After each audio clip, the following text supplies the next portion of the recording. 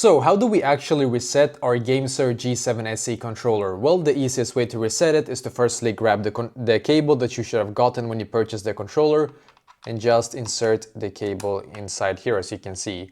And then the other end needs to go into your PC or laptop, as you can see, and then just click on the Xbox logo until you can see the light turns on here.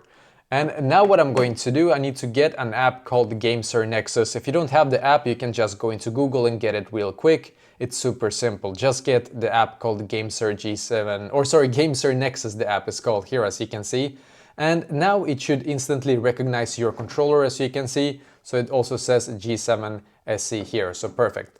Now if you want to be able to reset it, just simply click on this right here where it says reset to default, and then click on confirm right here, as you can see.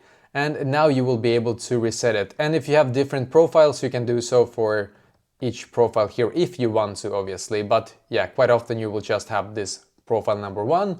Just click on this button here and you will be able to reset it. So basically that is exactly how to actually do this.